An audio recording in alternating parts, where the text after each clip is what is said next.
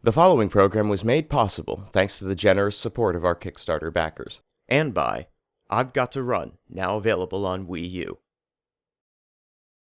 Primero Holmes nació, entonces cortó calvo y cansado. Sup, Holmes? Beware, your host, Jonathan Holmes. It's me. How are you? Just so you know, we're going to give away a copy of Mario Kart 8 later on. I'm still figuring out what we're going to do. It's probably going to be email related in order to give you the opportunity to win it. Do you have any ideas for that, Danny B, today's guest? Oh! Oh, Star Wars! Oh, recycling! Coke Zero recycling!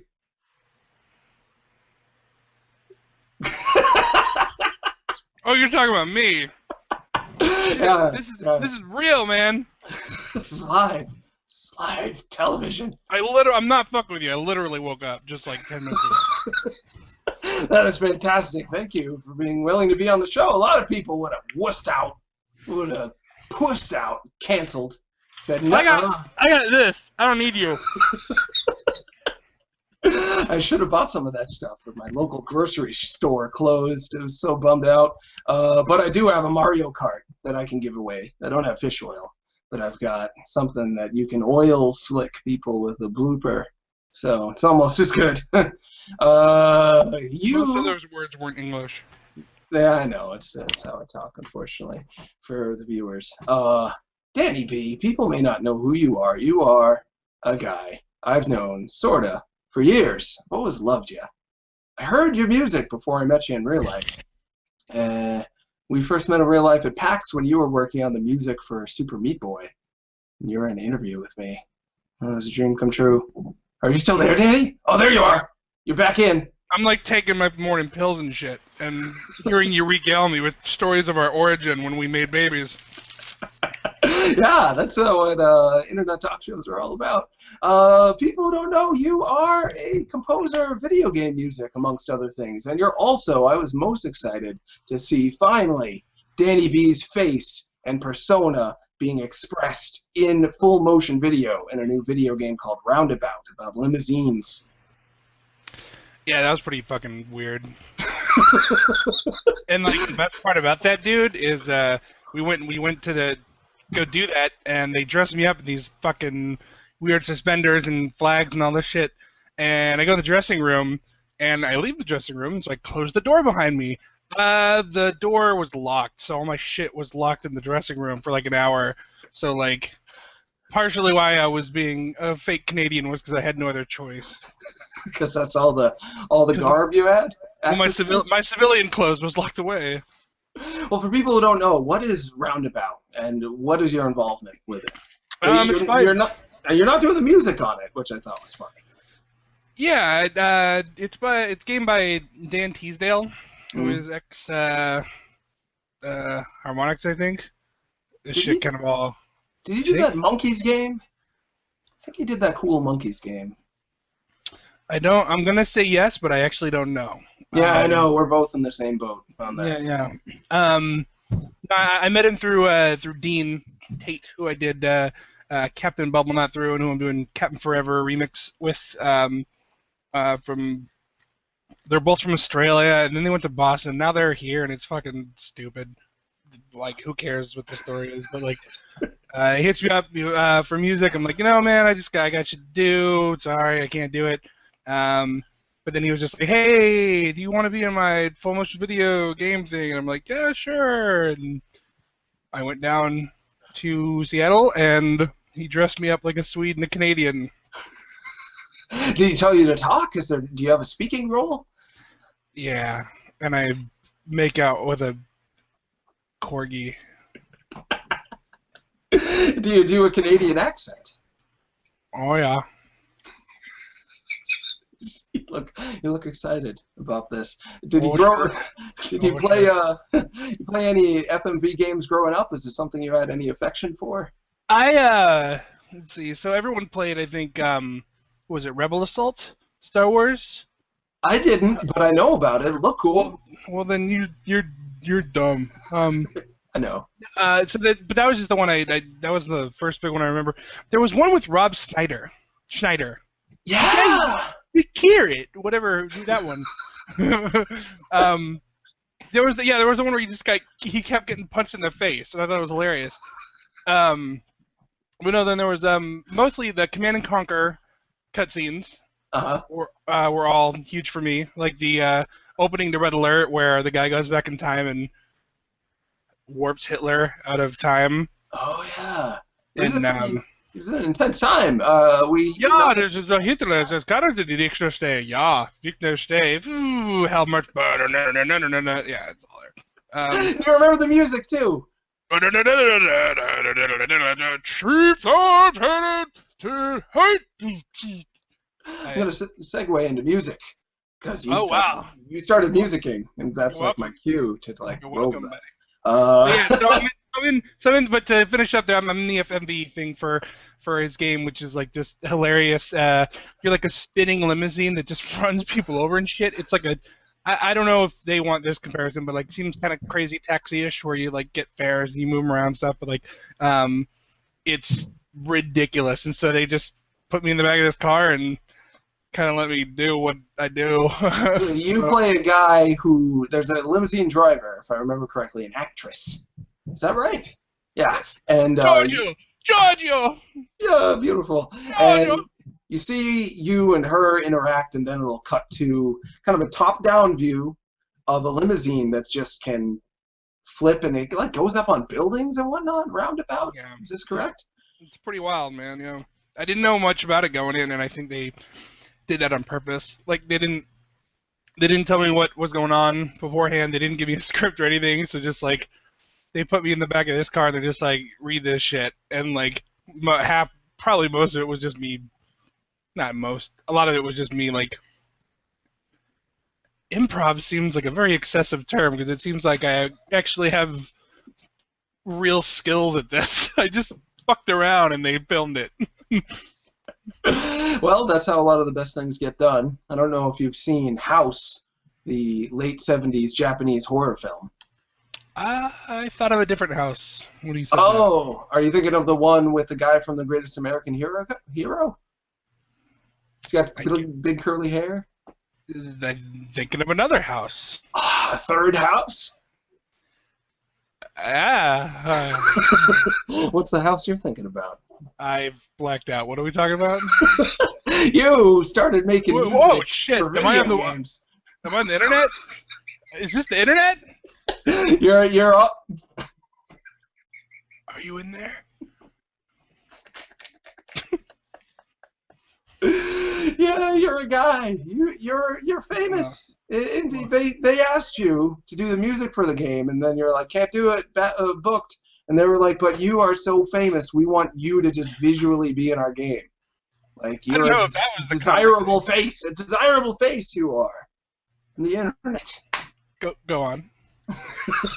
How does it feel to have started? I'm assuming. We've talked a little in the past about your beginnings. Humble beginnings, not expecting to necessarily make it, and to be known after making music for video games. A lot of people were like, music of video games, isn't that just a bunch of beeps and boops? They didn't even think it was like... But enough about my family. And now you're like a guy, a known commodity. How did that happen? How did you... I am not a piece of commodity. I am not an object. You're a human being. It's true. You're not. I wouldn't go that far. You're pretty close to perfect, but I think you're human. Do you want to do the test? I do. What's the human test, I wonder? It takes about 9 months. I've been flirted with. And a lot of candles. I've got a lot of candles. Not just one, like an entire room. Practically a fire hazard. When did you get started making the video game music? Fuck. When I was in, I started making music when I was like elementary school. Yeah. I I wanted to be in band. Oh, I want to be in orchestra, and then because they let you be in orchestra before band. So 4th grade you can be in orchestra, 5th grade you be in band. So 4th grade I'm like, oh, I want to be in orchestra, whatever. I don't know why.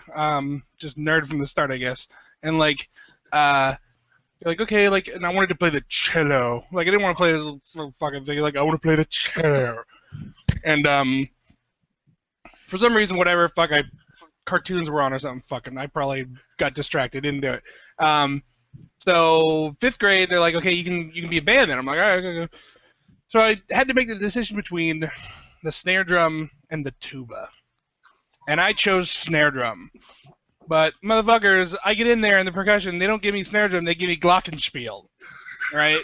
This is not just a stupid anecdote. This is like some formative shit, all right? So just, this sounds stupid, but tuba, snare drum, glockenspiel, all right?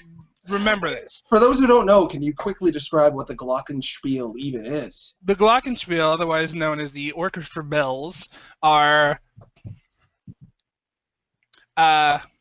metal bars on sticks, and you hit them whether they're sticks, and they make sound.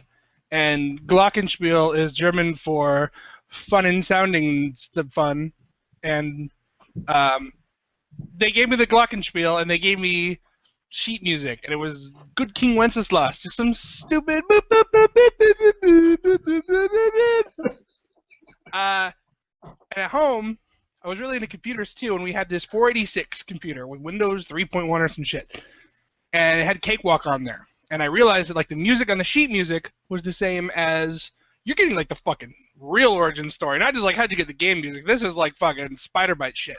And like, so I realized that the music on the paper was the same as that, and I started putting it in. And like when I was, how old was I? 9 years old, 8, 9 years old. I made this little techno remix of Good King Wenceslas, like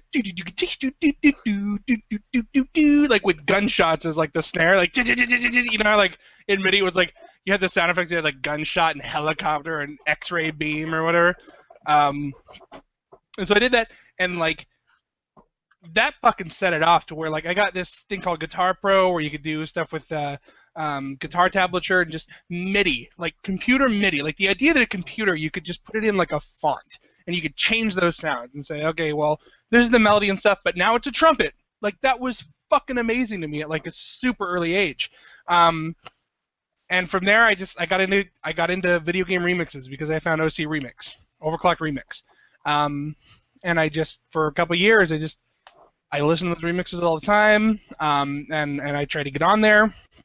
Eventually, I got on there and became a judge, which was part of their quality control and stuff, and it's just one of those things where I got into this at an early age because I just ended up being interested in it for some glockenspiel bullshit reason, and it just kept happening. I just kept doing it. And like for those that don't know, first explain if you could Overclock Remix as a system, as an organization, and how old were you when you got in there? So Overclock Remix is a site with about video game remixes, arrangements. So not, you can't just change the instruments and stuff. You have to like rearrange it. My first remix was on there when I was, I think, 16, and it was Perfect Dark, which is ironic because now me and Grant Kirkhope are like best friends. But it's so funny because like I try to have like this poignant moment with Grant. I'm just like, man, I grew up to your music. Like you were such a big influence. Like it's so crazy I get to work with you. Like my first remix was of Crash Site Confrontation from Perfect Dark. He's like, yeah, Graham did that one. I'm like, fuck. Graham is one of the other composers that was at Rare at that time. For people who don't know. Graham Norgate, yeah. Yeah. For people who don't know, Grant Kirkhope, Graham Norgay? I don't know if I've even heard of him actually. Yeah, I think he's still there. Like but he did a lot of stuff. He was at Rare at the same time as Grant. But yeah. So, but when I was about, God, it must have been like end of high school, like 17, something like that. I finally got some OC Remix. I remember running to my mom and being like, "Mom, I got a video game remix published on a website," and she's like, "Yeah, that's great, honey. Do your fucking chores." Look, I'm like, do they get it now? Do they see at this point that that's the crazy shit about all this, man? Is like, of all the things you can tell your parents that they're just going to be like, shut the fuck up and get a job, right? I want to make video game music, right? Like, especially like 10 years ago when it was like, you know, my parents still, you know, my mom does, my dad still, you know, he's one of those just like, money's good, then everything's good. But like, you know, so he doesn't really know that. My mom is really interested, and that's cool. But like 10 years ago, when there's no indie games, there's no nothing. It's like all the video games come from Japan and a giant neon tower. Like that's, you know, that's all it is. But they were cool. Like there was this one time when money was tight and like I was technically unemployed. And my dad's like, you know, like you got to start pitching in. We can't keep doing this, whatever. And I'm just like, but Dad, this video game music thing's really working out. He's like, yeah, that's just a hobby, all right. And I got so fucking mad at him, dude. I was just like, a hobby? You don't understand, bruh. Furniture, walls, that kind of shit. And then like the next month. Sorry about that. She's uncaged. My dog. I should have told you a dog burned down my village when I was a child. This is very activating for me. So anyway. you flipped out. You broke a thing. You yelled and screamed. I guess. I mean, I can't remember what I did, so why should I be held responsible? But anyway, the next month was Cannibal. And so after that conversation, like a month later, it was like, hey, I showed him the check, the first Cannibal check. Because when Cannibal first came out, which is a game I did with Adam Saltzman, it's the black and white runner game for people who don't know that it was like, it didn't start the endless runner genre, but it was like the Doom of it, where like it was the first popular one. But it did really well on iPhone, on the App Store. And so I got that check the next month, and I was like, that's like a family joke for years still. Like, is this a fucking hobby now? What do you think? Like, you want that cabin in the woods? You better fucking remember. But one would say his conventional wisdom, him being the papa bear, you being the baby bear, him thinking, gotta make my baby grow up strong. He was totally right. He was totally right. I was a fucking unemployed piece of shit. Like, if that didn't happen, like, the reality of it was like, oh yeah, you're just unemployed and you're leeching off your parents. Like, fucking grow up, dude. So, like, who would have thought that, like, video game music would come through and save the day, right? Yeah, but you took the chance and it worked out, which is not something, sadly, everybody, there's a lot of people who desperately want to be you. They're taking the chance every day. I'm sure you get a ton of emails saying, how do I do it, Danny B? How do I become the next you? And I guess the hard thing to say to that is that before that moment, there was 7 years of trying to do it, right? Like, I tried to be, at first, I didn't think you could be a video game composer, because, like, again, it's all, you know, when we grew up, video games came from Japan, and you didn't know anybody who made video games. You didn't know, no one's uncle, no one's dad worked at a video game company. It didn't exist. And I would read the credits seeing who made Castlevania, and it's like, Fishman, Yuki-chan's papa. Like, Yuki-chan's papa. I can't be Yuki-chan's papa, but you are Yuki-chan's papa. Of the new generation. You are now. See, I don't even... No, yeah. You're right. So it's, I don't know. It's you didn't think you could do it, so... but you did it anyway, though. Well, which is so, something... Yeah, I guess the point was that, like, I knew I wanted to do music. I knew I wanted to write music. And I really liked film soundtracks, too. I've always been way more into games than I've been into movies and stuff. But I've always just been into music, like melodic music. Like, I got into, like, video game music and instrumental stuff before I ever got into, like, any lyrical stuff. And the lyrical stuff I did get into was Weird Al Yankovic, so it didn't really fucking matter. Because it was just, you know, I was raised on Nobuo Uematsu and Weird Al Yankovic and classic rock, man. And, like, classic rock is cool because, like, yeah, there's some lyrics and then there's a 10-minute guitar solo. Did you like Yes? Yeah, not Yes. Yes. Progressive rock? So, I like progressive rock, but it wasn't something I grew up with. My dad was straight up Zeppelin, Stones, no Beatles, Pink Floyd, ELO, everything was on the classic rock station. Like he's a classic rock encyclopedia. So anything too new, like there was a little bit of like old Van Halen, but I don't even. It was really rare. But like from like 1980 on, like there's just a gulf in my music experience from like 80 to 90, right? Like the only experience I got again was Michael Jackson. That was from my mom. Disney movies. Fucking show tunes and musicals. My mom loved that shit, and so I grew up with like Phantom of the Opera and like West Side Story. But yeah, like it was. Later on, I heard Rush and Dream Theater and stuff, and like I like it. I really appreciate it. It's really good stuff, and I feel like if I would have grown up with it, I would like it would mean more to me. But no, it just wasn't part of my thing. But I guess to get back to the thing though, like what I would tell people who are trying to do this, like. I tried to get into film music, and over like 6 or 7 years, I made about a total of $2,000 doing indie film soundtracks. There's still today, why there's not a fucking Steam for indie movies is crazy. Like, they need to just do that now. Like a Steam for just, hey, $5 for our indie movie, and then it's on your account, and you can download. Fucking do that now! Like, right, that's what made indie games what it is, right? I don't know. I'm just a fucking musician. I don't know if that's true. But, like, the point is, before that time when, like, I met Adam and we did Cannibal and it started all this shit, I worked at Lowe's in the lumber department. I worked at Circuit City selling computers and fucking warranties to old people and explaining to a 75-year-old man what a Core 2 Duo was. And I worked at GoDaddy. Just all the office job, like all the soul-sucking shit you can imagine. And after that, I went home and made music still. And it's the last thing you want to do when it's like, oh, I just worked 40 hours. I get a weekend. I can fucking get high and watch cartoons or, like, work on music. And working on music sounds really fun. And in the beginning, it is really fun. But once you get to the point where you have, like, a semi-mastery where, like, you know what you're doing, it's less discovery, and so it's less of this like, oh, I figured out how to do something this one, and less like, oh, I can't fucking get this filtered. I'll automate. Last night I was working on some Necrodancer shit, and one of my project files one of the instruments is just corrupted and doesn't work right, and so I have to just rebuild it and try to make it sound the same, and who the fuck knows why, thanks Obama, but like, there's no answer to that question. To finish my long, rambling answer to a simple question. Well, that's an excellent answer, but I do want to try to refine it a tiny bit because...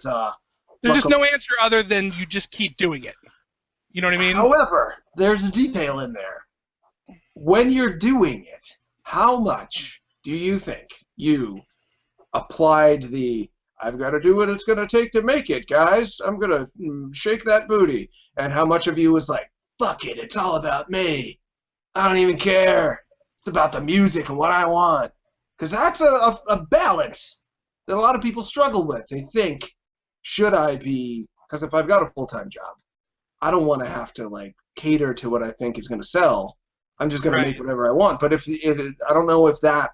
Is that what you did? You percentage-wise, how much of you was thinking, all right, I have to be practical, and right now people just want hot beats, so I'm just gonna like do hot beats, I guess, to get paid to work on Bubble Slammer 2, a free online browser game that they'll give me $50 to make. They say, oh, they want hot beats, I'll make hot beats. How much of you was like, I'm gonna do whatever I want? That's a really good question. Part of it is, I guess the best answer is that I realized kind of recently that I'm an entertainer. Like, you know me. You know how every time you see me, like, I have to try to make everybody like me. I have to try to make everybody laugh. It's just who I am, right? And, like, when I was a kid, it got me into a lot of trouble, and people would... It would give me a lot of trouble because I would be way too much for people, and I still am. I'm too much for a lot of people. But once I finally just accepted, like, I like to make shit that makes people feel a certain way, right? So the idea of, yes, I want to do this as a living, because I think there is, when people are just like, fuck, you should just do it for free, man, like, blah, blah, blah. No, like, there's a reason you have, like, professional artists, because there's you can do it while working 40 hours a week, but it's virtually impossible. And I envy the people who can make amazing shit while they still have other jobs and stuff. They do exist. It happens all the time. But most people like have to focus everything on it. So when you say beats and stuff, man, there was a time in college I was just fucking desperate. I did not want to work at fucking Circuit City anymore. And I met this guy who made beats, allegedly. I still don't even know if it's true. He made beats for some guy, like $400 a beat, man. I'm like, whoa, $400, that's like a paycheck, man. And I started making beats. I have I made like 8 or 10 like hip hop beats, and that no one's ever heard.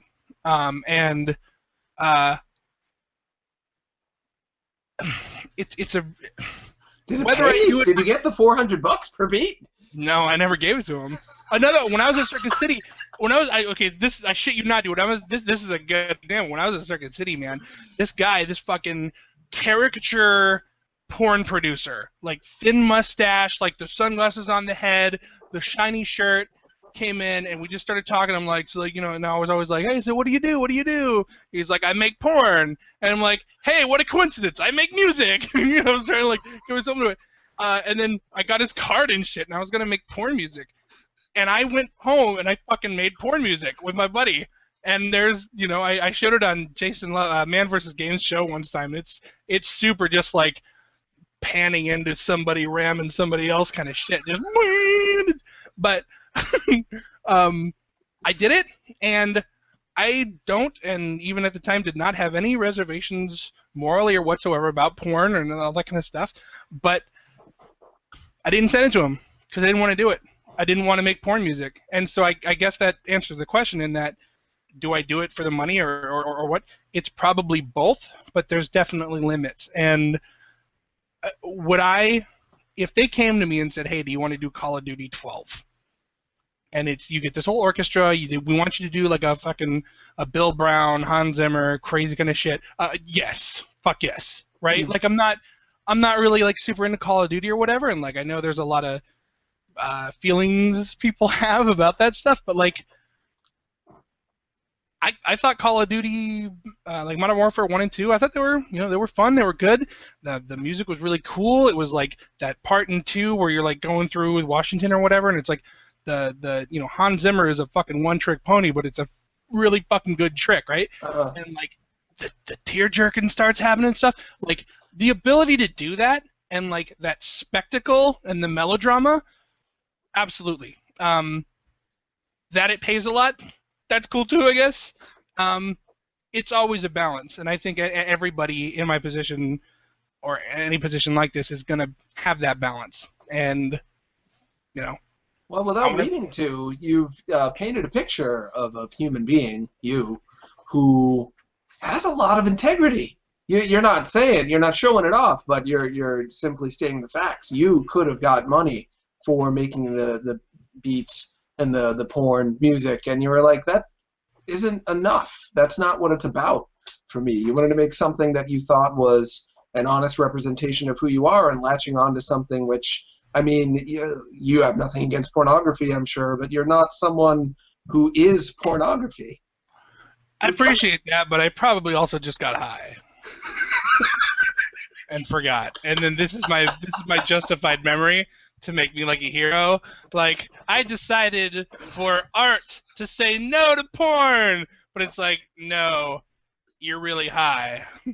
And most of the people I know would have sent it while high and not sent it when they were not. So. Most of the people get high and make music for porn?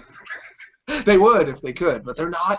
They don't have the passion that you have. That struck early with the Glockenspiel and the gunshot helicopter sound remix, which I'd love to hear. Do you still have that somewhere? That computer's probably in a landfill. I could remake it, though. I should do like a inspired by 7-year-old Danny Glockenspiel remix.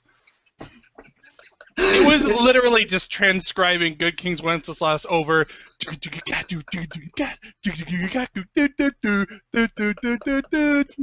There, you got the full effect right there, man. It's not any better or worse than that. But with the occasional, right? No? Or am I hyping it up too much? No, not even. So let's not get wild. Was Cannibal your first pro job for making video game music? Well, no, I don't think it was my. It was the first one that paid bills. Like there was a few things before that where I made like $90 a minute on stuff that never came out. I did some iPhone games and stuff for that didn't make a whole bunch, but no, it was the first thing I ever did was some robot puzzle game, and I do have that music too, for Sidekick. Like that's what's so crazy about this is like my very I started doing this shit on like the edge of a generational shift from Sidekick to iPhone and from like no indie games to indie games because like when I started doing it there was no Xbox Live Arcade. Steam was what year is it? How old am I? Where am I? Like 2006, I'm guessing, for you? 2006, 7, so like Steam was around, but like it didn't get big for a while. BioShock had just come out. Like it wasn't like, fucking Braid wasn't up there yet. So I did this. That was the crazy thing. Is like I got to do music for a Sidekick game, and so Adam actually let me borrow one of his sidekicks. I didn't have a fucking sidekick. I wasn't no baller. But like that was a crazy moment for me, is having this sidekick and putting the MIDI file I made for this video game onto the sidekick and hearing it play my music. Right? It's like the first time when I did Cave Story 3D and I heard my music coming out of a 3DS. That was crazy, right? But like the sidekick too, it's like I'm on a fucking video game, like a real video game, like people have to buy. And then 4 days later, the sidekick died, and nobody ever bought it again. But that led to some other iPhone gigs and Android kind of gigs and stuff, and it was a really weird time at the beginning of the App Store because like it was totally unproven. We had no idea what Cannibalt was going to do, because App Store was like 6 months old. Probably more than that. I don't know. The iPhone 3G. Not by much. Yeah, and there were no, that I remember anyway. Like I remember first hearing about Cannibalt and like hushed tones. And it was like this thing that people felt so good about even knowing about. Like I think I was playing Bitrip Runner at PAX East, and people were like, "It's all right. Cannibalt's better though." And I was like, "Really? What is this Cannibalt?" They're like, "You don't know about Cannibalt?" Like Who the fuck do you hang out with? It was a PAX East crowd. It was yeah, Okay. people having fun, but Fair enough. want to be impressive. They can't help it. And before I forget, speaking of Cave Story 3D, which I quite enjoyed, a wonderful job on the music, that's coming to the eShop now. I don't know if you had heard that. And our mutual friend Ashley Birch is doing voice acting for Persona Q on the 3DS. Oh, have you guys ever worked together on a thing? We are trying. Really? We haven't made it happen yet, but we've talked about it a lot. She's one of the most ridiculously talented people in the world, and so like I try to shoehorn her into everything, which isn't always appropriate, but fuck it, like here. She actively makes me feel bad about myself from like 30 feet away. I'll just like feel like one of the Birches are nearby, and I'm like, oh shit. I'm somebody is so much better than me, and the closer I get, but I can't help but, and she's always so nice to like everyone. Yeah, and, they have the aura of oh shit, what am I doing with my life? Yeah, they really do. And she's in like Adventure Time now, and it's like on Titan, and it's so awesome to see that. Knowing that she's so humble and like didn't expect any of this, she just. She and Anthony didn't think, oh yeah, hey Ash, what you playing? This is going to make us rich. But they did it because they loved it, not like you. And I doubt they would have done porn music either. So you guys are all like, whoa, bringing it back. You've met Anthony Birch. Come on. Come on. You fucking liar. You know Anthony Birch. I used to work with him. We reviewed Strong Bad by Telltale together. Those were good times. He was like kind of my boss, even though he was like 13 at the time. He's still 13. He's always going to be. He's going to be a 13-year-old with a beard for the rest of his life. When did you meet Adam Saltzman, by the way? How did you guys get to know each other? That was through just a crazy coincidence of I was going to do a through OC Remix. I was going to do. They were doing a total conversion of Command & Conquer Generals into Halo. And somehow Adam was involved. I got brought on to do some of the music. it never happened. Adam was on my AIM client, and I started talking to him, and like he worked in video games. I was like, he works in the video games, and he was also really cool. And I talked to him and stuff, and he was showing me shit he was doing, and I would send him things from time to time, and it would be fucking awful. And then he showed me Gravity Hook. Did you ever see that one? Yeah. We had Adam on the show. I did a lot of Adam Salson research right around when Sub Holmes was like a few months old. And Gravity Hook's really good. And you did the music for that too, didn't you? Yeah, both of them, that and the HD one. But like he sent me Gravity Hook, and I'm just like, hey, that's pretty cool, but it needs music. He's like, nah, I think this one's just gonna be silent. And I'm just like, I literally typed out, fuck you, I'm writing music anyway. This is, so if like people want to know like how you get into this shit, like just swear at people and be as belligerent as possible and force your will on them. And it's contagious. I've sworn more in the show than I have like in the past 5 years. Yeah, you're inspiring. So you angrily told him you were gonna contribute. I assume not asking for any money at the moment. No, that's a whole other thing. But in that case I was. Like 40 minutes later, I sent him something. I just fucking slammed out in Reason, and he was like, "All right, do more music." And so like, you're looking for a flashpoint, man, and you never know what it's gonna be. And so yeah, does this shit happen overnight sometimes? Yeah, Cannibal happens overnight. Some other stuff happens overnight, but like the 7 years of overnights before that, and the years and years of doing music before that, like. There is no quick, easy answer. It's just keep fucking doing it, have relationships, and be ready to do it. And now it's different. It's a different experience for me now because like I'm established, and it's just like, okay, here's a bunch of projects I can pick from, and I like this one. And, like Necrodancer, yeah, it's great, good team, cool game, all that kind of stuff. And it's not, it's different. But to start out, like the money thing. I would tell anybody right now, get a contract from the start. And that's really fucking hard to do when it's just two dudes talking on AIM. Because it's really hard when you're a nobody, and you don't know how much of a nobody they are or aren't. You don't know much about them. And jumping in and being like, hey, so I need a contract if I'm going to do it. Like, who the fuck are you? We're just doing this. Like, whatever. But it's got to happen, man. And that's the shit you're going to learn. I'm sure you've learned being in this for a while, too. Like, you got to write down agreements. Because if you don't, there's disagreements. It's pretty simple, right? And it's not... Yeah. I was making cartoons with Machinima for a little bit. And I just couldn't take the pressure after a while. I don't think I'll be doing that again anytime soon because all the moving parts and making sure everyone agrees with each other and like negotiating the business and like getting the contract signed and don't go to breach a contract or else you get a lawsuit or maybe I have to sue you now even though let's just collaborate and be friends but I'll sue you if I have to. Gross. Yeah, it's it ruins the creative atmosphere to say the least. I mean, even if just to have, I get that, and like I have a lawyer now, like because just the amount of stuff I'm doing, I have to have somebody help me out with it. But like even just an agreement that just says, this is when you get paid, this is how much you get paid, this is what I give you. So a year down the line or whatever, when everyone's all smoking weed, that's how I see everybody doing anything. But it's like it's written down, so it's like, hey, you were supposed to do this. No, we wrote it down on this piece of paper, right? And like I did what I want to do, and like now you gotta pay me.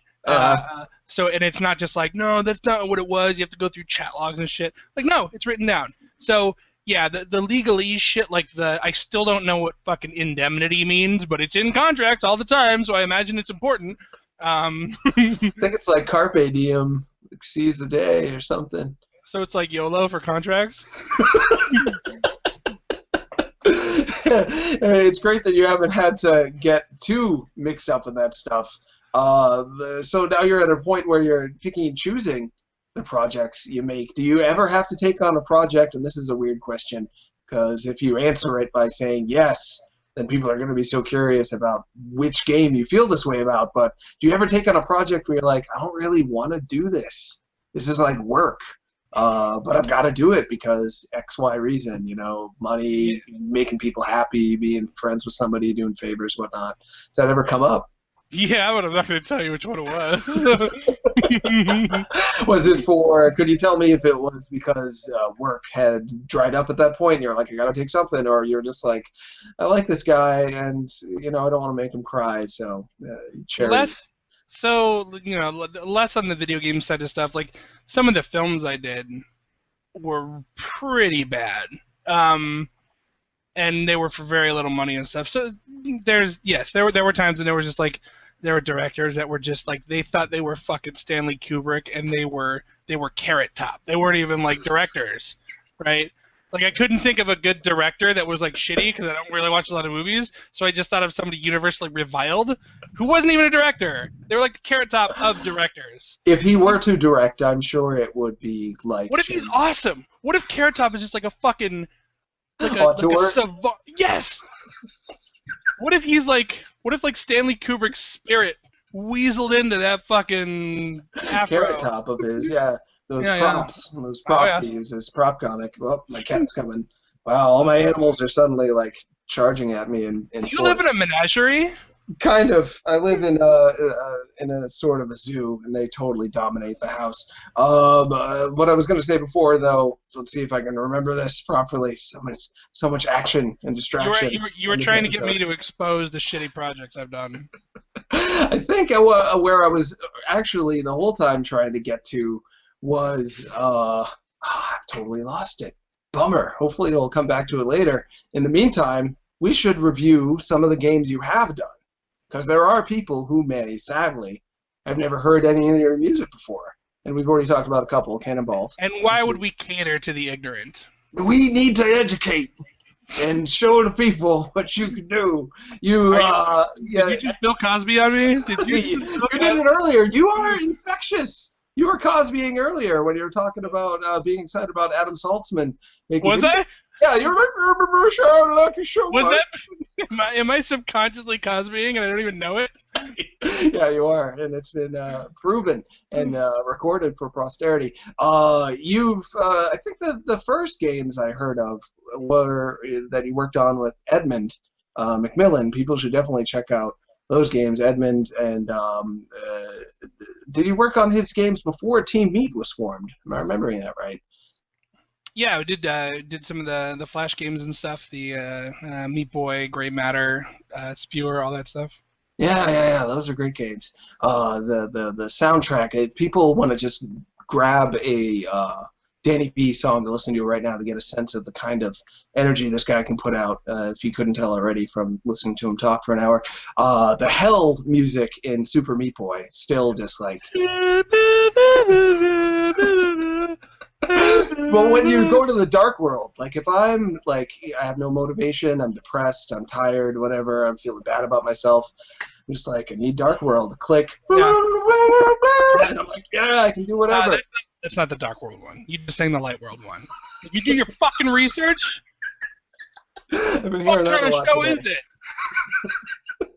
No, yeah, the dark world Hell track is kind of like the drum and bass, like dark. I don't even know what the fucking genre terms are, but like that's something I'm gonna finally get back to doing something like that for Necrodancer for the later stuff, because as the game progresses on, this stuff gets faster. So like the dark world Hell one I'm talking about, right? No, sure. Yeah. I was trying to do that. I just failed the performance. And I won't hold it too much against you, but they're getting back to them because like I don't know. I always seem to find myself in these this range of like tempo and excitement, and like shit I do is generally melodramatic and excessive. Intense, yeah, with huge. But I never get to go that excessive, and so I'm going to do that again because, like, especially with the late game Necrodancer stuff, it's going to be all about like, oh, you have to move really fast, and so there's something about knowing, like with Super Meat Boy, it was kind of the same way. There's something about knowing that the music you're writing is going to score somebody doing something incredibly stressful, and they're probably going to be swearing at the screen and throwing the controller, and there's something very awesome about that. Just Huh. To me, fuck you, buddy. Listen to this. Fuck you. Listen to this. Come on. Don't fuck up.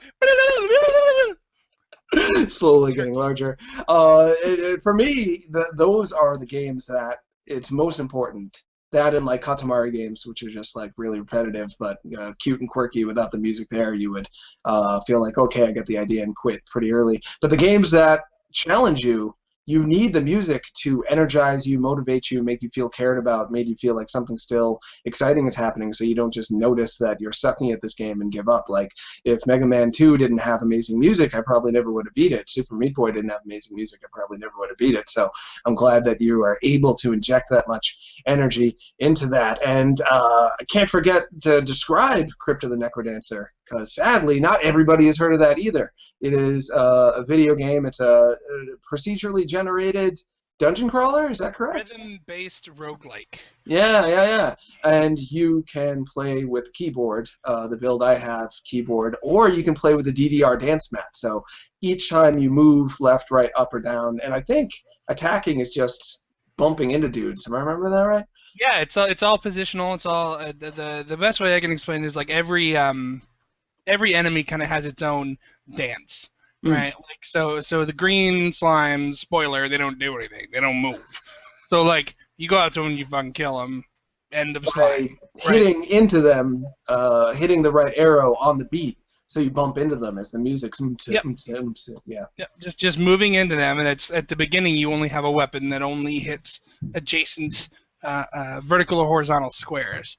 And then later on you can get ones that can hit diagonal and 2 squares away, that kind of stuff. And then like the blue slime moves up and down, right? So you know it's only going to move up and down whatever. And if you know that dance, you go up to it and you hit it, and you're not going to get hit. And you'll get hit if you're in a square that an enemy is going to move to the next beat unless you kill it. Right. So if you move into them, you damage them. If they move into you, so it's like knowing their dance and matching it as opposed to being victim to their dance. Is that right? Yes. All right. I'm sure you saw it at PAX and GDC and or I don't know if you went to GDC, but like you've seen it at shows to where people are on the dance pads. And they go around and like the dragon shows up. They try to fucking run from the dragon. And you gotta get over that panic and figure out how to kill him. My cat is just destroying stuff in my house now. He's actually destroying a box full of Sub Holmes shirts. Let me throw this Mario Kart. Reminder, we're giving away Mario Kart. Mario Kart! Stop. Have you played the new Mario Kart? Yeah, I love Mario Kart! I'm the best there was! One of my favorite video game songs ever is from Mario Kart Double Dash, the Mario Circuit. Like, it's another one, anytime I'm in a bad mood, just play that, I'll feel a little bit better. The music in this one, I wonder if you'd like it. I'll send you that song later. I'd like to get your opinion about it because you are an expert. Is it something that, and I remembered what that question from before was. I'm going to get back to it, I promise. Oh, but cool. Yeah, it's great. You're excited. You're like, oh, what's the question? Now that you have an ear for music, you think about the craft of music without even meaning to. Like, I'm sure you can't go to a movie without just having the curtain be totally torn away, and you're paying attention to the sound quality and the particular choices made with where music starts when and what kind of music is put to what. Has that made it so it's harder for you to just enjoy video games and movies because you're constantly kind of bombarded with those awarenesses? No, not games and movies. It has definitely impacted my ability to listen to music by itself. I don't ever just listen to music by itself. Like, do you ever just listen to music and that's it? That's the only thing you're doing? I think because of our whole, like, we're surrounded by sentient computer machines all the time. Like, I think there's a lot less of that anyway. But I definitely know of people who just listen to music, right? Like when they're certainly when they're in the car. Oh, sure. I listen to fucking NPR in the car because I just I have my favorite music and all that kind of stuff, but like anything, I don't like to be a cynical, critical person at all. Like I don't when people ask me for like criticism of music, I don't like to do it because it's like I don't want to. If I know people well enough where I know they won't take it personally, I'll do it. But I don't want to I don't want to discourage people. right? I don't want. That's just something I don't like to do, and maybe that's a creative weakness. I don't fucking know. But like, movies and video games, since I'm kind of tangentially related to them. I mean, music is obviously integral to those things, but like, since it's like, I'm pretty good at making music, I don't really know how to make movies, and like, I guess I kind of know how to make games, like how they work, but like I've never done it. I don't think about it that deeply at this point.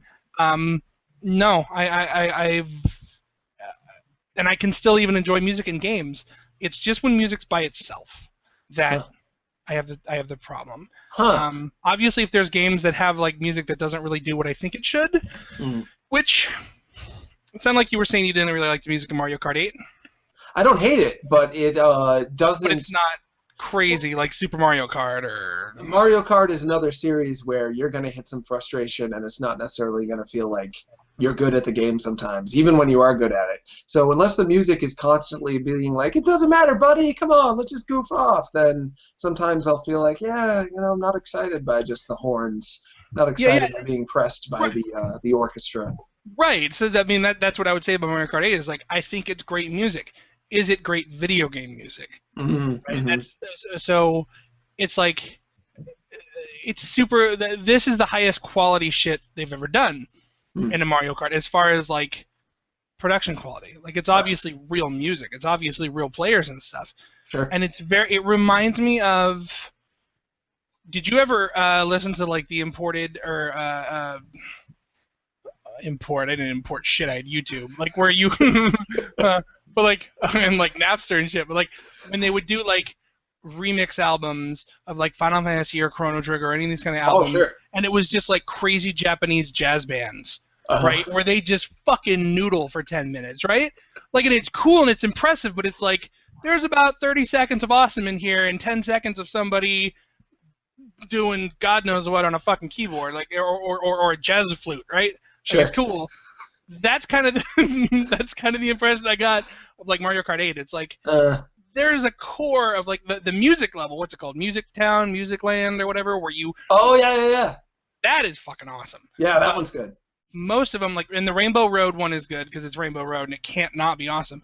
But exactly what you're saying. There's a lot of noodling and a lot of like, hey, we got the Tokyo Symphony Children Rocket Band to play, and it's like that's cool and it sounds great and stuff. But like, I don't know. See, this is part of me too. It's like I feel really shitty being critical about it because it's so good. But it's just I would do something a little different. And who the fuck am I to tell Nintendo how to make music? I can't believe they haven't hired you yet.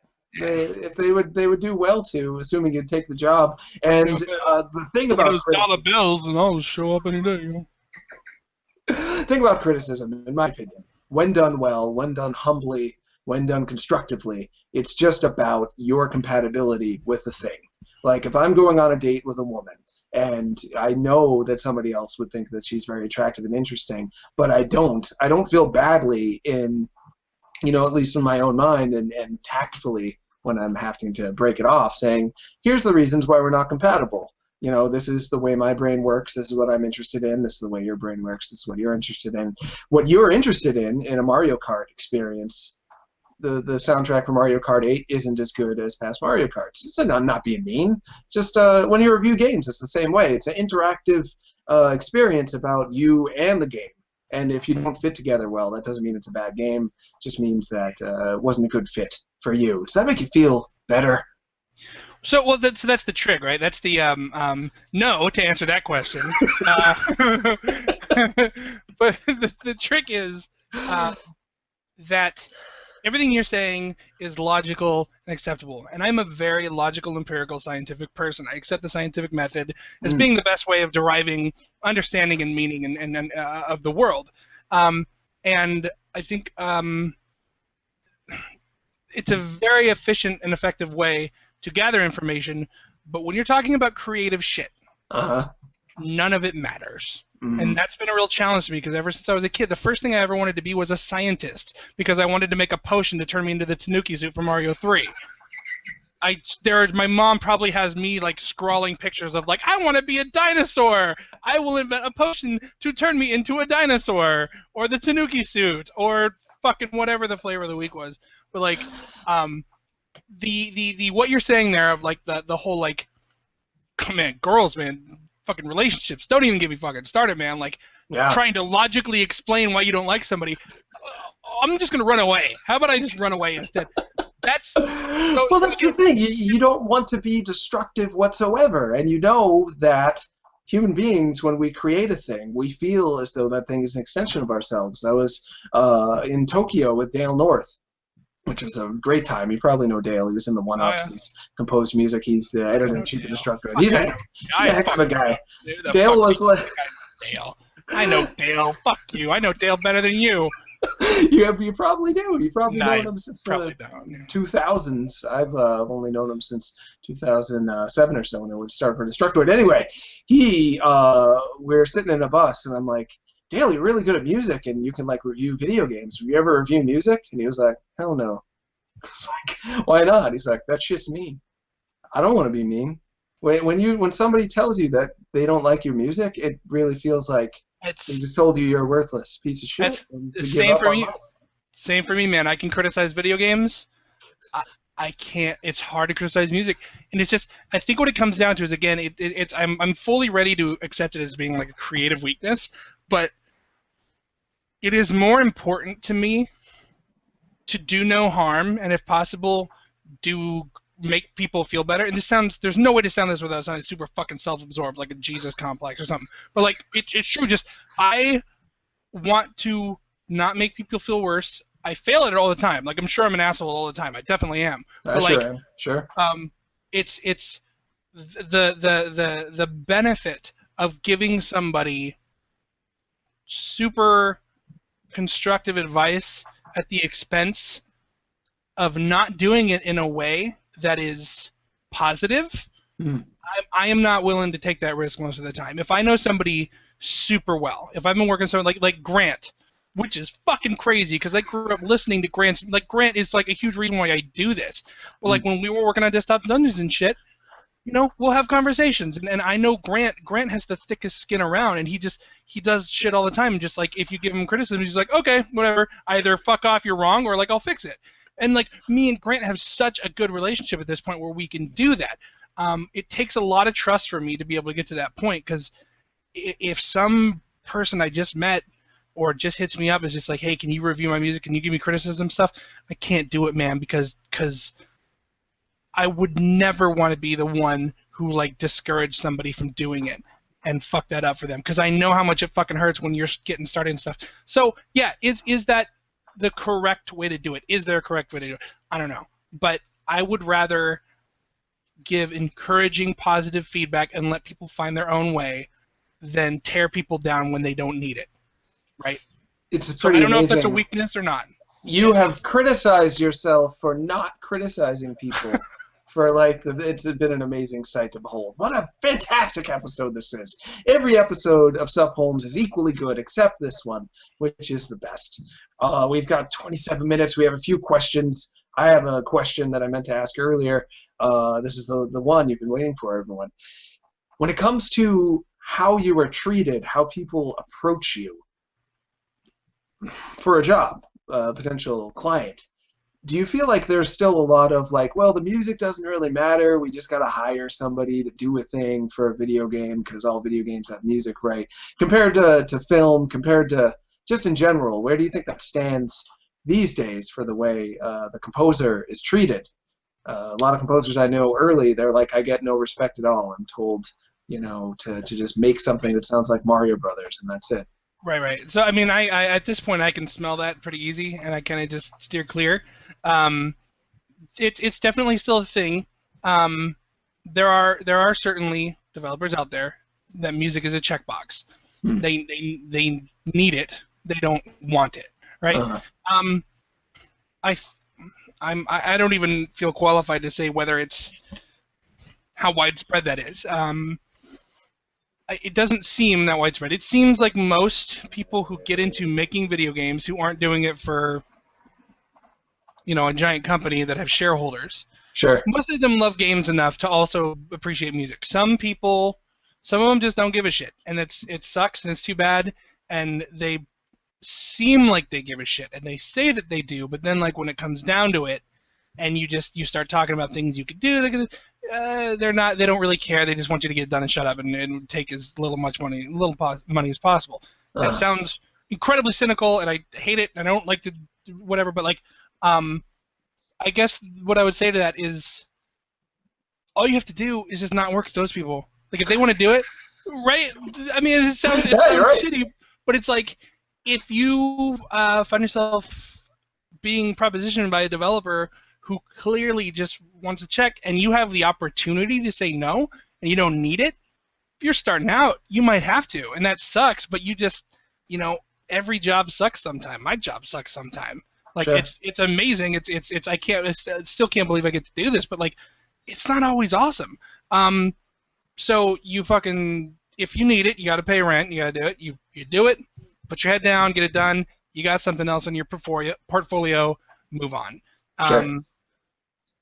Not everyone's like that though, and you will find people who are into it. I don't even hold it against developers who feel that way. If a developer wants to make a game and they don't care about music, that's fine. They don't have to. I'm not so self-absorbed that I think everyone should love video game music. That's an incredibly crazy belief to hold, that everybody should fucking love video game music, right? Just like if people love movies but they don't give a shit about the score. Like, I'm sure they would admit that there's an objective benefit to having a movie score instead of silent. But perfect example. Did you ever see The Shield, the show? I saw it. That's the commish, except bald and even angrier, right? Yeah, Chickless. It's like Chickless is back. Family Guy had the perfect characterization. He was just a walking pair of balls, and it is. But The Shield is awesome. No music. No music except for the theme song and source music in the show. Like if someone's listening to music in the show. And you know what? As a musician, as a composer, like you think that your first reaction is going to be like, this could be better with music. No. The Shield is awesome without music. Okay? So just I think that's part of being like a mature composer too, is understanding when you shouldn't be there. So it's not unreasonable for somebody to not care about music. You just have to avoid those people. Like it sounds funny, but it's like nothing against it, man. Just like do your thing. Get your stock music if you want to. I disagree probably in most cases that somebody couldn't score something better, right? Like there's plenty of cases where people get library music and it works out great, but I disagree in that most places, most times, if you find a good musician that you work well with and you like their stuff and you compensate them well for their time, you're gonna get a better game. Yeah, I'd hope so. Yeah, unless they make really bad music, which I guess happens sometimes, or just music that's ineffective. It is a risk that they run. I think most of the developers I know and filmmakers, deep down where it comes from, this is when I get critical of them in hopefully constructive way. They just want total control, and they're like, another guy who might be able to like make my thing feel different than I want to. Forget it. And then they just tell them exactly what to do. And I have the longest conversations with a friend of mine, Jesse Hopkins, who did the score for Mountain Blade, about the way George Lucas messed around with the score as John Williams wrote it for the Star Wars prequels.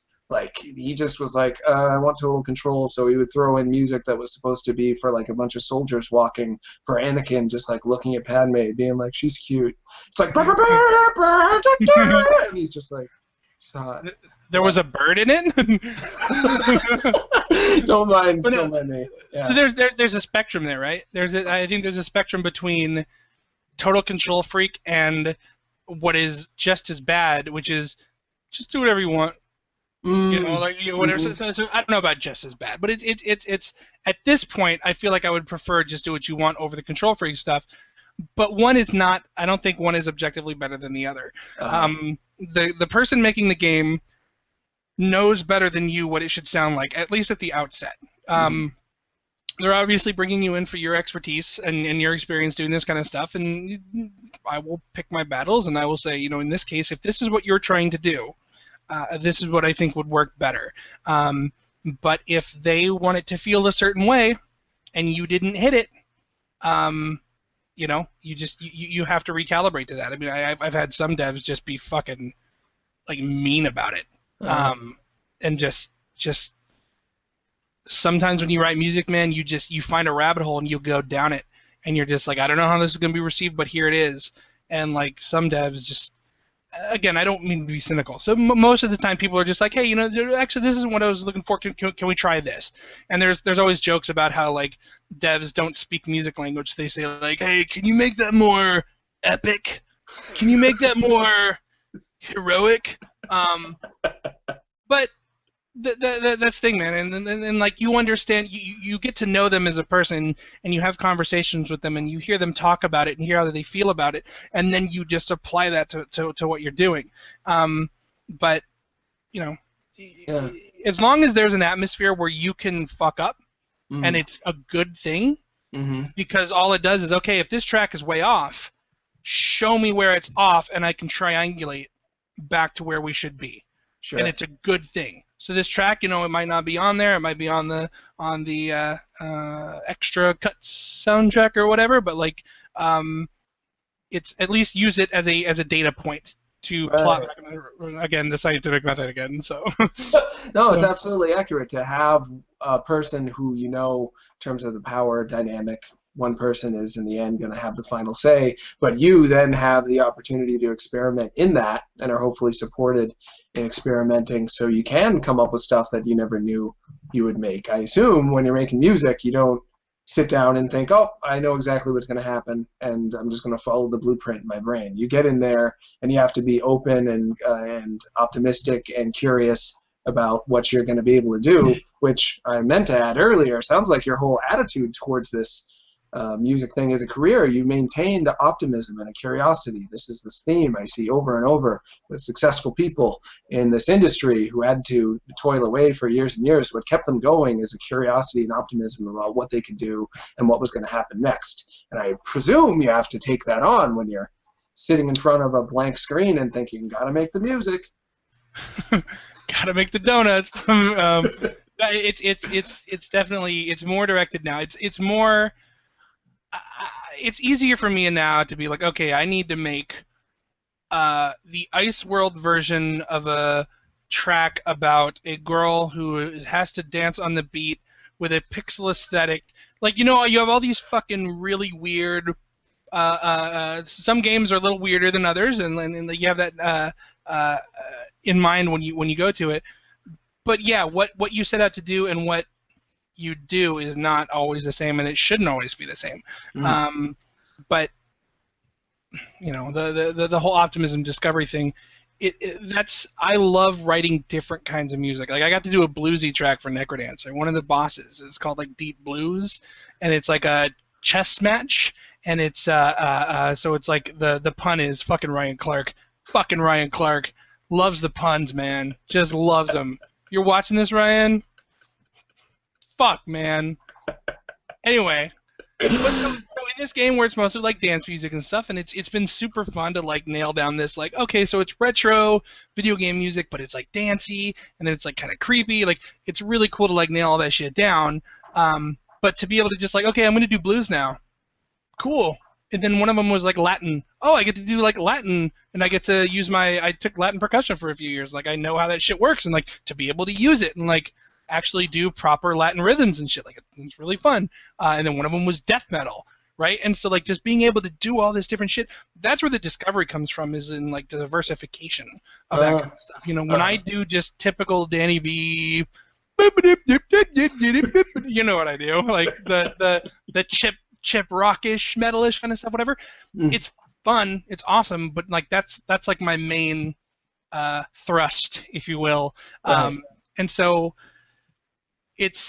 there's more satisfaction there than, I guess, enjoyment or discovery. I don't want to say it's like unenjoyable. I mean, it's fucking work, right? Like, that's what's weird, is like this shit is work.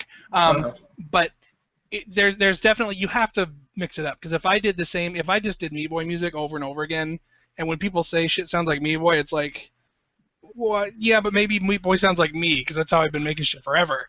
Like, you know what I mean? Like, it's just it's that, I think that's why a lot of artists don't like being typecast, because it's like, I did film music for 7 years, and all of a sudden everything I do sounds like Meat Boy or like chiptune, and it's like, but that's not. You're seeing this part of my heart, and there's so much more. People say the same thing about John Williams. They say, everything just sounds like Superman. They've never listened to Amistad. Who is that? He's an old man. Jeez, how old is he now? He did the music for Harry Potter, which has a song, as you probably know, where it's just ghosts going, Merry Christmas, cast the Christmas spell, Merry. And I'm like, that doesn't sound like Superman. But your average person who likes to just put a label on somebody and say, because I don't like you that much, everything you do is the same, they would never know about. Fucking plebs. You need to get Grant Kirkhope on here and talk to him about John Williams. Oh yeah, what does he think? You'll see a grown man turn into a little boy in like no time. And plus, Grant's awesome. He swears more than I do. He's much harder to understand than I am. He would be. He's one of those guys like you. I'm like, I can't approach Grant Kirkhope. I can't ask him to be on my show.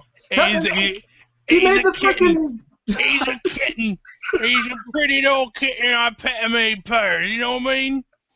But when people have made things that you can't believe how good they were, and they're, been in your life for ever since you were a kid, it's very hard to just be. No. If you encourage me to give him an email, if you give me an email or something. I'll set that up, man. I met him at MagFest a few years ago, and like it was the same shit. He's in my pantheon. Dude, like I shit you not, like there's a pantheon of like a few composers, like Nobu's in there, and Grant and fucking I just woke up, man, I can't remember. No, sorry, you're doing good. But like Grant's one of my best friends now, and that is one of the continuing sources of fucking insanity about like this shit's not real. Like I gotta wake up, that kind of thing, and it sounds so silly and stupid and just like, I'm so lucky to be with all that, but like Grant Kirkhope, we get on Skype and call each other cunts. Like you're saying, like he's the guy who did the music. Yeah, he did Donkey Kong. And GoldenEye. And the new Tropical Freeze too, right? He did the DK rap. He did the new Nintendo game, Donkey Kong Country Tropical Freeze. No, I don't think he did. I think he did. No. Pretty sure not. The last thing he did was I don't know, you can ask him, but he did Kingdoms of Amalur Reckoning, which is like, it's kind of sad how that all shook out, but pretty good game, and the soundtrack was amazing. And it's just, I mean, the point is like, I've had to, it's taken me like years. The first time I met Grant, I thought for a year afterwards that he hated me. Because like I met him, and I was just like, hey man, it's so good to meet you, and it's really hard to hear him and understand him, because I still have trouble. I don't know why. He definitely has an accent, and I have trouble hearing him more than other people for some reason. I think it's because I like have hearing loss from being a drummer. But like, I talked to him and stuff, and I was just like doing my whole Danny B wave the arms around, say silly shit thing, and like, it sounded like I just felt like I said something, and he was just like, he probably called me a cunt or something. And I'm like, why would a person just call you a cunt? Why would they do that? And then, like, for a year, so, like, I sent him a couple of Facebook messages where I was like, hey, man, good to meet you. I'm so sorry if I offended you. And he's like, nah, you're all right, you cunt. I'm like, I just didn't understand it. And then we finally got to have another conversation at the next MagFest where I was just like, fuck it, I'm going for the bleachers. Do you want to do a guest track on Desktop Dungeons? And he was, like, fucking tickled pink to do it. And I was like, what? And so then that's when we really started talking and stuff, and just like we're just friends now. It's like not even a thing. And he's fucking Grant Kirkhope, man. It's like hanging out with Jimi Hendrix, dude. It's crazy. It sounds like it's very tough to integrate the Grant Kirkhope, the legend, but you're doing it, and you're doing it, and the reason he, I'm sure, wants to be friends with you is because you genuinely care about what he's doing and think that he's a good person to know, and regardless of how rich and famous you get, that's something that good people never pass up. And yeah, well, he's a real ass dude too. He's all about. That's one of the things where like you hear horror stories sometimes about meeting your heroes and game devs and composers and stuff, how they're just total assholes and stuff, and he's just not. He's just like it's so funny because he has this like persona of just being this like crotchety old cunt, And he is, but in a cool way, in the best way. Before, we're almost out of time already. There's 4 questions that Sinistar has propped up for us, which I'll do in a second. But before I move on to that, we've talked in passing about what you're working on now, Crypt of the Necrodancer. Anything else people should know that you're working on so they can keep a lookout for it? Drifter by Celsius Game Studios, Colin Walsh. It's the open world space trader in space, and it's be a pirate, be a trader, all that kind of stuff. Pretty much a one-man team, super ambitious, successfully kickstarted, still in development. It's going to be awesome. Doing a lot of less frenetic ADD kind of Danny B metal shit and more like Eve-ish kind of space music. Awesome. That's cool. Captain Forever remix. So there's I don't think we talked earlier that Captain Forever by Farbs. He also made Captain Successor and Captain Kangaroo something. I don't know. But it's this really cool like kind of Lego blocky game where you it's a space overhead space game where like you kill shit and then you take the modules off and you build them. Really cool game. You should check out Captain Forever and Captain Forever remix. So Dean Tate is doing. He's the guy who I met Dan Teasdale through, who used to work at Harmonix. He was a designer on BioShock and Dance Central stuff. Anyway, he's redoing it in this awesome Ren and Stimpy meets Adventure Time cartoony way. It's really impressive. It's gonna be really cool. And we're trying to figure out what the sound and stuff is gonna be like, but it's gonna be really cool. But yeah, I'm doing Scale eventually. Steve Swink's Scale, the game where you got the juice in the gun and you make things bigger and smaller. Bigger, yeah. Centrist. Ashley Birch is in that. You guys are finally on that. Me and Swink. And Ashley Birch is one of the voice actresses on that. Yeah. She's on that too. And Ben Prunty is going to be on that. FTL fame. But then Centrist from Samantha Kalman, which is a cool like music rhythm game. And probably something else. I do this every fucking time. I'm going to get an angry I am after this. How do you organize this? How do you figure out how to get in the mind space of all these different games and do stuff that is compatible for them when you're working on this many projects at once? Regular mental breakdowns. No, I'm trying to pare it down a little bit. I'm trying to be more selective because I would really love to have some time to just get a show together, a live show, because I really want to start playing shit live and tour. Like, that's still the goal. Like, video game music's a cool day job, but, like, Rockstar is still the goal. Like, sure. I still just want to get in a bus and play music at shows around the world. So eventually I want to, we'll have to see how some of these upcoming games do, and if they do well enough where I'm lucky enough to, have some residual income for a while. I would love to do more games. Bombernauts by Tyler Glale. Yeah. I was just talking with him about Smash Brothers. Yeah, so it's like a Smash Brothers kind of, but like, he just wanted, like, when I'm like, what kind of music do you want? He's just like, just some Danny B shit. Like, so that is like mainline, not even trying to be anything but super retro nostalgia kind of stuff. Just find every nostalgia button and punch the fuck out of it. But yeah, it's hopefully at some point I want to have fewer bigger projects so I can just kind of like go whole hog on them, man, and just sure. It is hard to recalibrate from chip metal to orchestral space stuff to this to that. It's hard. Whereas like if you can just dive into spooky chip rock dance music for months at a time, then it's just like everything you write is going to be like that. And so, some of the sketches I was writing for some of the other projects that aren't Necrodancer lately just sounded like Necrodancer. And so I have to kind of retool them and undo it because it's like that's just the mode I've been in because that's what I've been working on the most because it's coming up soon. End of the month early access for Necrodancer. So crunch time, all that shit. So you like my little plug right in there? You plugged it in. You speak to another interesting dichotomy that I love thinking about all the time.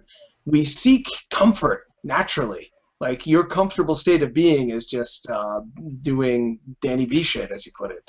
But growth only comes from rejecting comfort and taking all these risks that you don't know if you're going to be able to pull it off because you've never done it before. But in doing that is how you get stronger. So balancing, giving yourself enough comfort that you can get your bearings and not feel like you're constantly taking risks and getting exhausted, but still pushing yourself to take enough risks that you grow.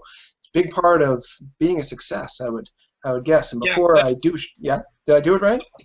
Well, no, yeah, that's just one of the things where, like, when you keep pushing towards this magical, I'm going to be super comfortable and everything's going to be great if I get things just like this, and then you get there and you sit down to write and it's just bleh, nothing, because it's like I'm doing really. It's kind of like comedians joke about, like, I got really happy and I'm not funny anymore, right? Because it's like, that kind of thing. And like, I don't know if that's necessarily true, but it's like, it is true that, like, when you're under the gun and you gotta fucking pay rent and all that kind of stuff, like Cannonball and Super Meat Boy, I didn't have anything. I had nothing. I was living with my parents. I had nothing, and just like, it was do this or go back to Circuit City and fuck Circuit City.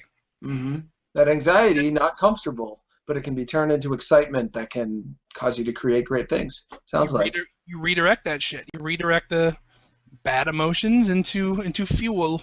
Yeah, that's right. Another time, social science. Whoa, my cat. I could tell you another time when we got time the anecdote of how my entire music career is pretty much based on spite.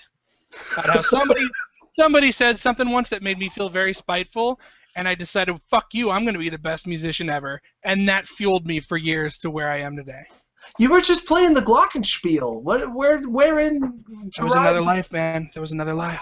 I can't wait to hear about it. Jeez, we have 4 minutes left in the show, and I haven't done any questions yet. I have to do the questions, or else I'm a bad host. Kev asks, when you're making music for a game, what information do you need, screenshots, etc., to make the appropriate music? Do you usually have a playable build by the time you start making the music, or is it sometimes you just got to go off concept? A lot of the times, sometimes I start with just screenshots and stuff. I just, whatever they have is enough. You know, if they want really stuff that's like timed to the gameplay and stuff, I'm going to need to play it. But just getting the idea of what it looks like, the colors are important to me.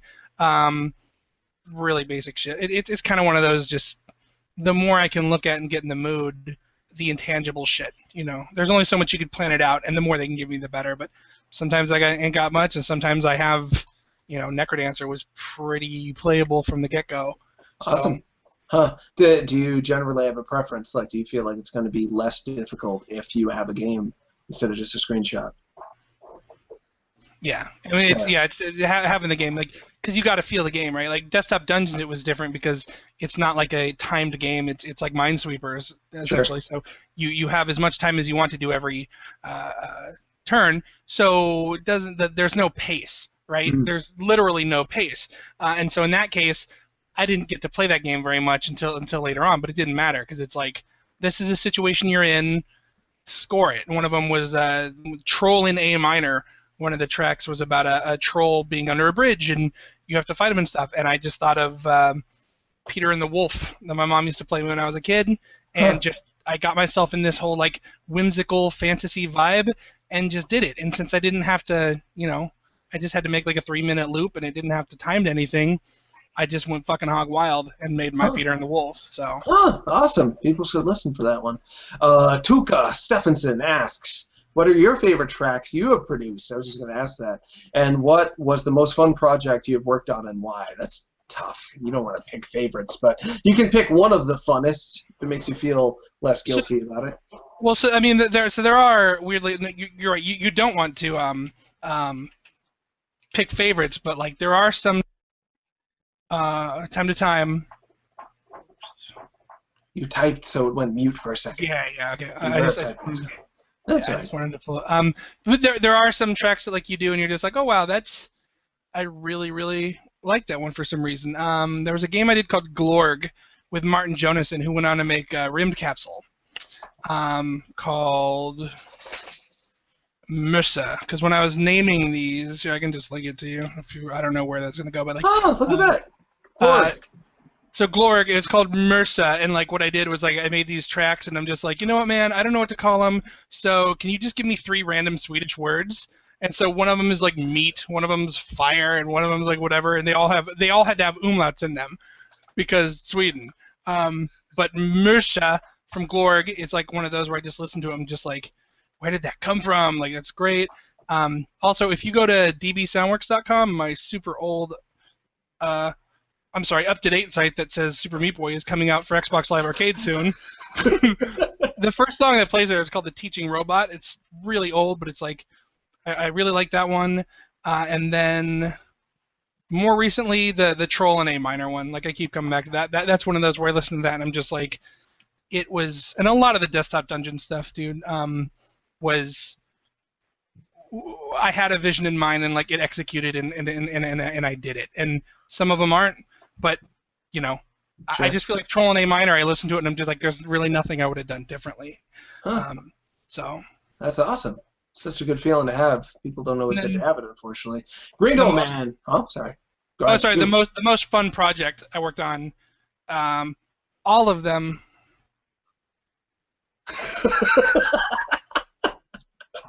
You are Sugar Bear. Gringo Man. I think you answered this already, but just in case, I want to say his name. At the very least, Gringo Man asks, have you been working on anything recently or for anything coming up you're really excited for people to hear? Yo, Gringo Man! Necrodancer is coming up the soonest out of all of them. And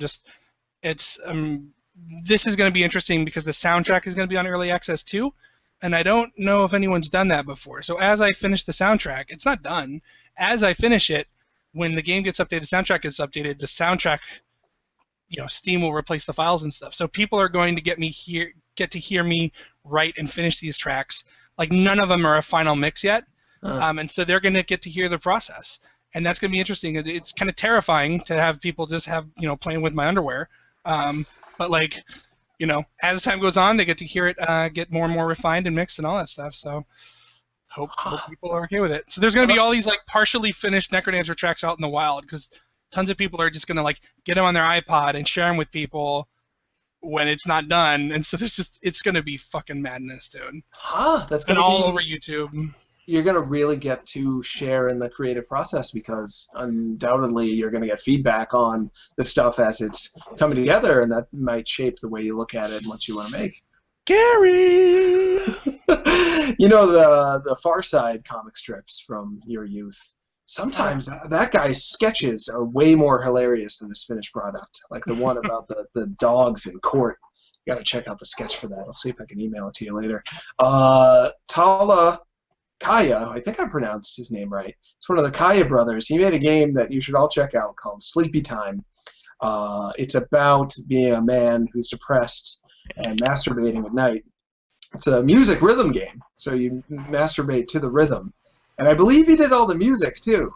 And there's one part where the music, the vocalist is just going, pathetic, pathetic. It's so good. It's so good. Anyway, I think that's him. I think I remembered correctly, and he's watching the show. He asks, I feel a lot of game music gets lost because the game is not as awesome, so it's not very successful. Therefore, awesome music getting lost in a mediocre game. Is making music for a bad-ish game a waste of time? Wow. No, it's not. Obviously, it's not ideal, but it goes both ways. You can make good music for a bad game. You can make bad music for a good game. And then again, this is all subjective shit, so, like, obviously it gets more complicated there, but, like, if you make great music for a bad game, it's still in your portfolio. You can still aim people to it. You still have a soundtrack. It's not ideal. Like the most of the income I've had is from the games themselves and not the soundtracks. Soundtracks are a nice little bonus and stuff, but people still kind of inextricably link game music to the games they're on. Go figure. Like it's not to the point. It's better now. I don't know if better is the right word, but it's evolved more now to where people are more accepting of having game music by itself.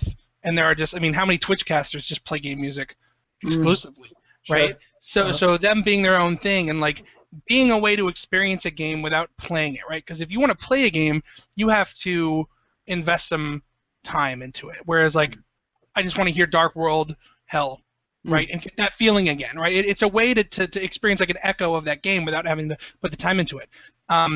Whether it's a waste of time, that's going to depend. I think just making music and going through the process of going through game development and hitting deadlines and matching somebody's tone and doing all that stuff is not a waste. Even if you're doing it for a free game for free, it's experience. Like you got to have experience, and then everything you do is just fattening up that portfolio. And early on, people were saying like Danny B does the music for all the indie games. I'm like, dude, I smoke weed. Like, what are you fucking talking about? Like, I never get shit done. Like, how? Why do you think this? I don't know how, but like I had done like 4 or 5 games that were like mildly popular or something on average, and people were just like, oh my god, you do everything. So, I forget who said it, but there's like some quote about you just keep putting shit out there and waiting for lightning to strike. That's not really. Someone probably didn't say that. That's probably just like a thing. Yeah, lightning striking shit. Absolutely. Go on. Smelly explosion.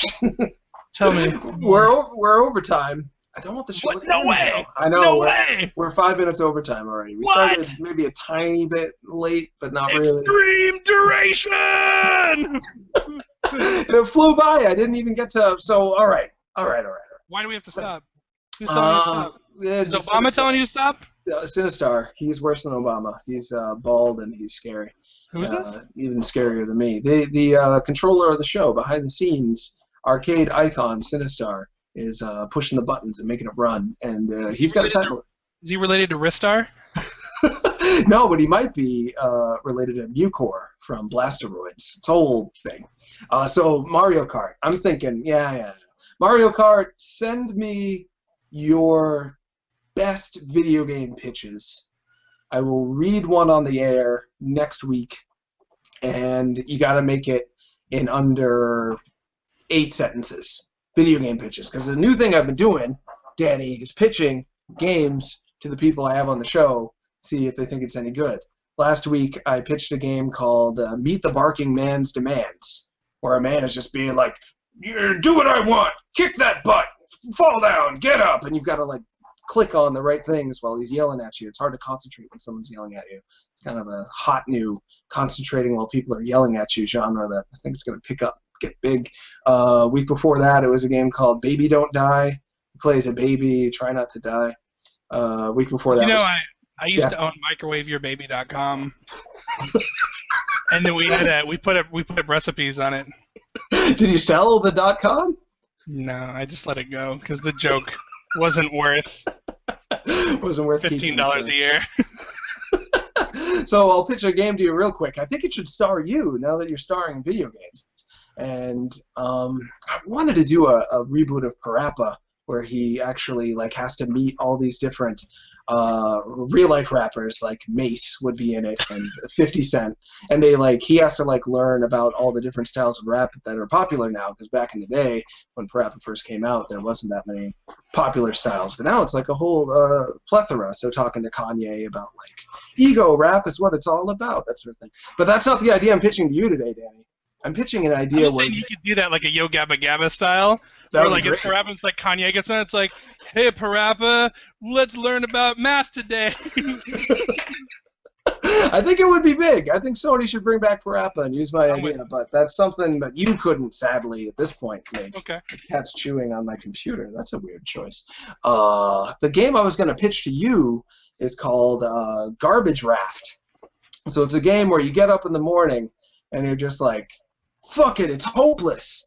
That's like the first thing you see. And then it's like GTA style. You have to go around and collect garbage as fast as you can. There's like a time limit. It's your will to live time limit. And eventually when it goes down, it's just like, it's all over, folks. And all of a sudden you're teleported to a river, and you have to make a raft out of the trash that you've collected, and then just float downstream while the cops come after you because you've gone around town stealing other people's trash, which is actually a felony. And you try to evade the cops while you float on your river of trash until eventually you probably fall down a waterfall or get shot. Jonathan. Yeah? Stop. You had me at fuck me, it's hopeless. You had me from the start. Garbage Raft. It's based on a true story. I knew a guy. I'll probably have to save that for next week because it's already 10 minutes in. Yeah, there's this. He was such a great guy. His life. It's really special. My dad thinks it's so funny every time he's around my game friends to pitch this idea for a game called the Bad Humor Man, because he used to have the Good Humor Man drive around with the ice cream truck when he was a kid, and he just thinks it's so funny. It is, but it's kind of weird. And whenever he's around someone who makes games, he's just like, I want to make this game called the Bad Humor Man, where you're in a good humor truck and you go around with the ice cream thing going on, and when the kids come up to get the ice cream, you grab them and you throw them in the freezer, and you see how many kids you can fit in the freezer. And like most of my friends are like, they know me enough to know like this is my genes, and so they're just like, hey, it's funny. And then some of them are just like, I think your dad wants to kill children. Weirdly enough, you can tell your dad this, or I'll get the precise link for it. The guys at Pixel Jam made a game, I think, if I'm remembering correctly, it's called Ice Cream Wolf. Well, that's kind of like that. I think you're an ice cream truck driver who is a wolf who secretly just wants to eat children. It's called Ice Cream Wolf? Cream Wolf? Is it Adult Swim? I think so. I could be remembering that wrong. I never remember things as well when I'm in the moment streaming to... Are we having a moment? Yeah, we're having a moment, I think. The show is way over time. I can't believe Sinistar hasn't barged.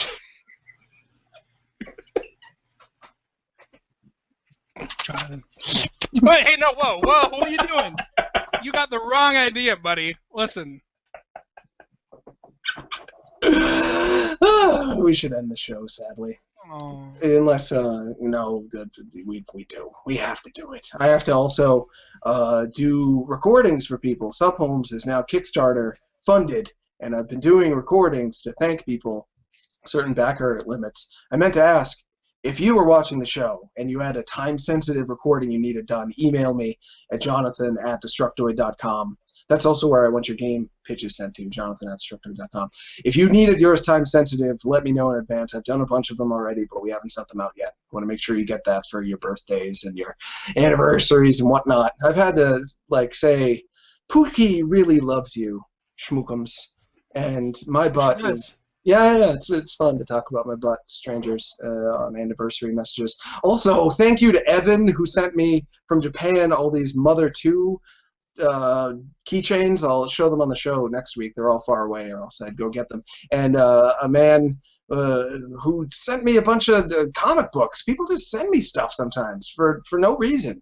Thank you so much, Mr. C-Slick. You're the best. Danny, you can be found on Twitter. DannyBeastyle.com, at DannyBeastyle on Twitter. Yes. Just look for the Danny B Style. You find it. I meant to ask, if you were going to play on tour, what instrument did you want to play in the band? Do you want to switch off? No, I'd be doing tables. I'd be doing a live electronic show. Awesome. Because you could play the drums. Yeah, I can. I haven't played in a long time, so I'm not really live ready. It's been 4 or 5 years since I played regularly. But I'm going to do dance mixes of...